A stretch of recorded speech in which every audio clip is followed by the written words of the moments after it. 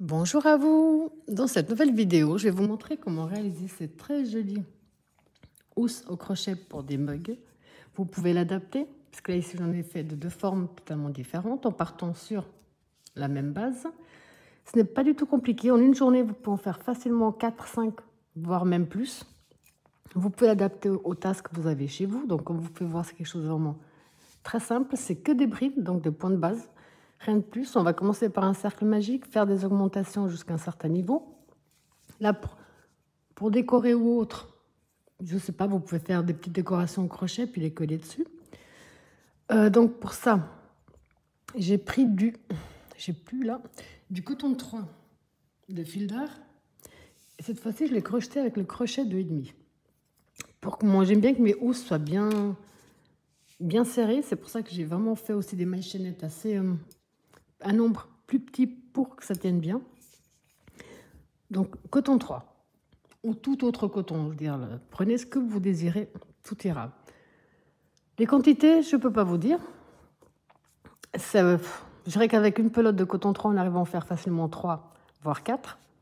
La couleur principale, un fond de la couleur pour faire le tour en maille serrée, un bouton de la taille que vous désirez. Vous aurez besoin également de fil à coudre et d'aiguilles.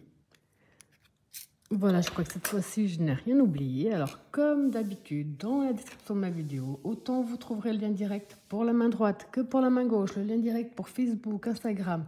Tous les liens qui peuvent vous être utiles se trouvent dans la description de ma vidéo. Et pour ceux et celles qui ne sont toujours pas abonnés à ma chaîne, surtout n'hésitez pas à cliquer sur s'abonner et à partager un maximum les vidéos.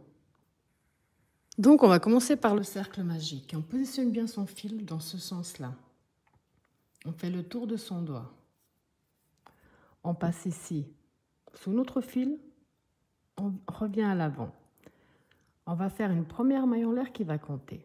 Là, on peut retirer notre doigt. On va faire une deuxième et une troisième qui compte comme une première bride. Un jeté. On rentre, on ramène, un jeté les deux premières boucles, un jeté les deux suivantes. On a 2 brides. Au total, on va en faire 16.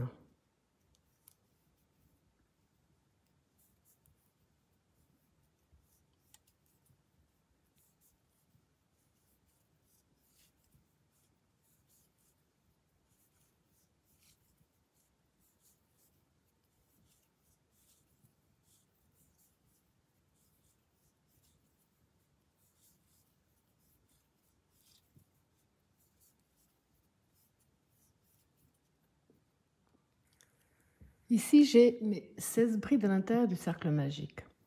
Là, on va reprendre le fil de départ et fermer pour bien fermer notre cercle magique.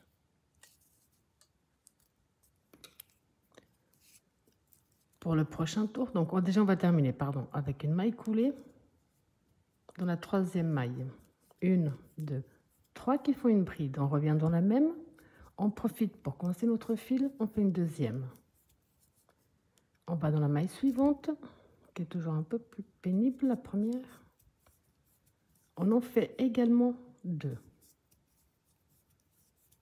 Pour tout ce deuxième tour, on va faire 2 brides dans chaque bride que nous avons. On va tout simplement les doubler.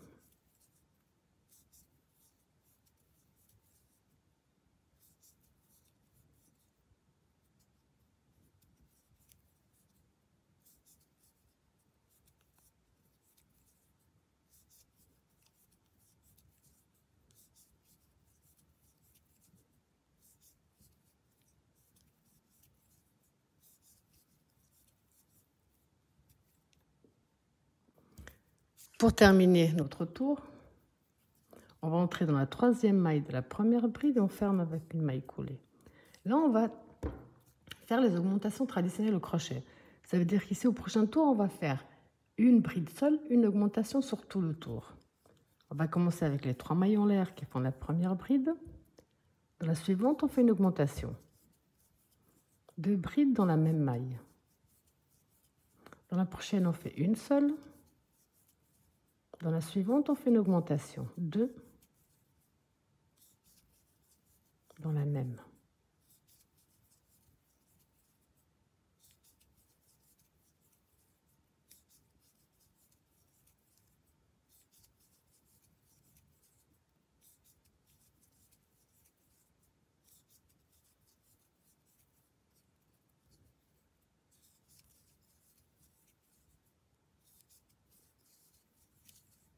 Et vous allez donc tout simplement répéter ce même procédé jusqu'à la fin du tour. Donc là, on va terminer avec la maille coulée. Comme vous pouvez l'adapter en fonction de votre tasse, si elle a besoin de plus d'augmentation, vous avez compris que là, vous allez faire 2 brides seules, une augmentation sur tout votre tour. Ensuite, ce sera 3 brides seules, une augmentation. À chaque nouveau tour, on augmente d'une bride. Moi, comme je prends par rapport aux mesures de ma tasse, on voit que ça dépasse juste légèrement. Il n'y a pas besoin que ça dépasse plus, comme ça sera bien attaché, la housse sera bien incorporée. Je m'arrête là. Alors, dès que vous avez trouvé la bonne taille, là, on va faire 1, 2, 3. On va faire une bride dans chaque bride, sauf qu'on va prendre ici le brin sur le haut. Là, le fil qui se trouve bien ici sur le haut. On va faire une bride dans chaque bride.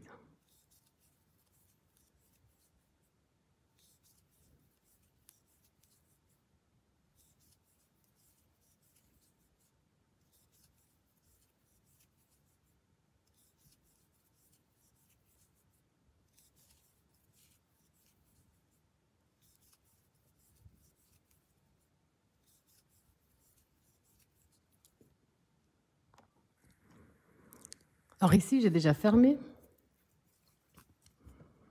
On va refaire les 3 mailles en l'air et jeter. Là, on va travailler nos brides normalement sur tout le tour.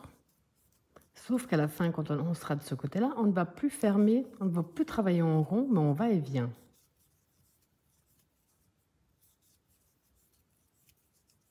Donc une bride dans chaque bride, jusqu'à la dernière bride.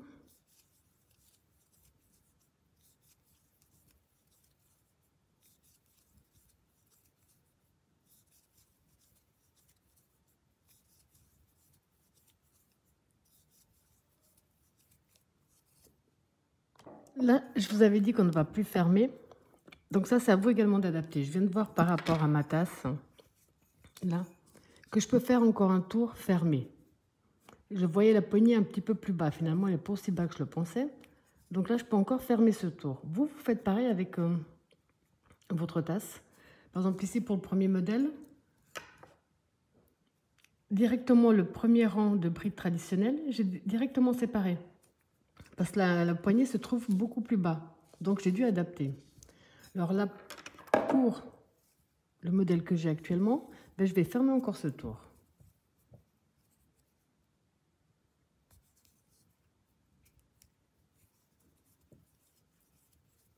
Donc là, je vais reprendre bride sur bride.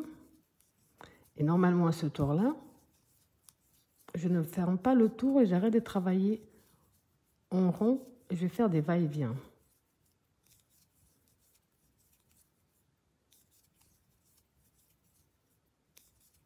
Comme vous voyez, c'est absolument rien de compliqué, c'est bride sur bride. Et vous l'adaptez également à votre mug.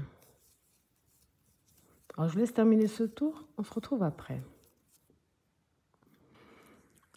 Alors là, j'ai repris ma tasse et puis on voit que là, c'est parfait. Je ne vais plus fermer mon tour puisque maintenant, je vais simplement travailler en va-et-vient sur la hauteur totale. Donc là, comme je vous ai dit, je ne ferme pas. Je vais tourner, je vais entrer ici dans ma première maille et je vais faire 1, 2, 3 qui font une bride. Et là, je vais simplement faire une bride dans chaque bride.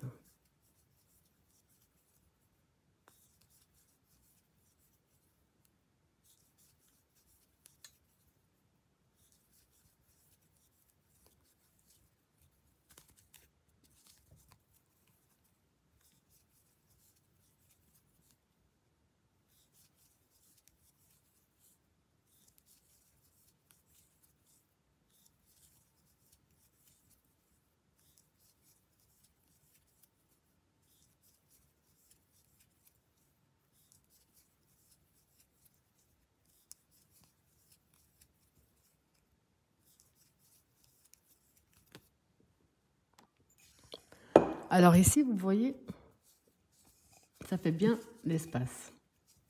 Donc à partir de maintenant, je vais simplement faire des va-et-vient sans fermer sur la hauteur totale.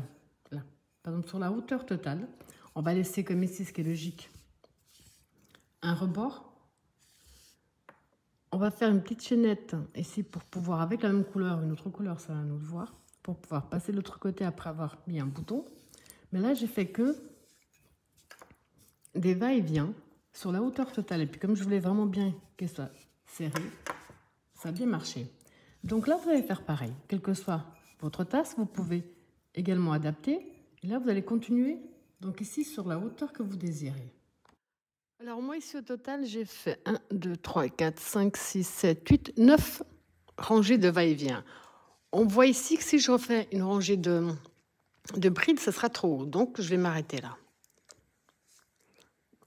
Maintenant, ici, avant de terminer ma bride, je vais la terminer avec la couleur du tour. Voilà. Vous pouvez simplement continuer avec la même couleur. Les goûts et les couleurs ne se discutent pas. Ce fil, après, je vais les coincer au fur et à mesure que je travaille.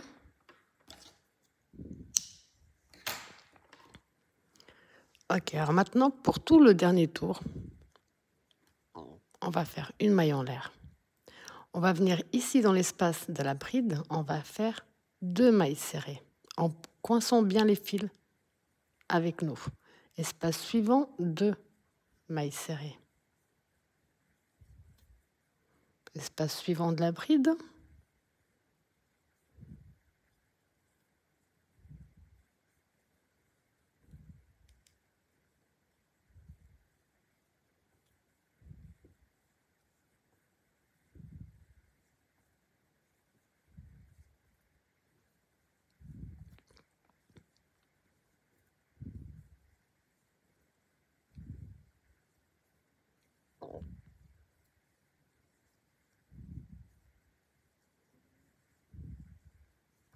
Deux. Ici, dans la maille, on fait une. Et là, on reprend le même procédé de l'autre côté. Dans chaque espace, on a ici notre bride. Dans l'espace qui sépare les deux, on fait 2 mailles serrées. Moi, j'en ai fait 2. Vous pouvez en faire 3. C'est à vous d'adapter en fonction de votre façon de crocheter, surtout.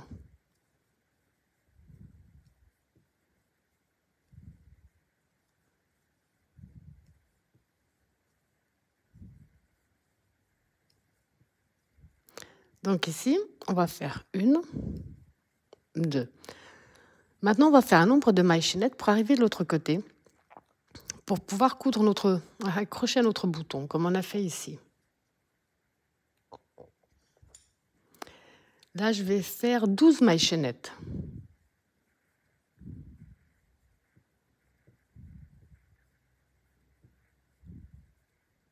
12. Peut-être un petit peu plus.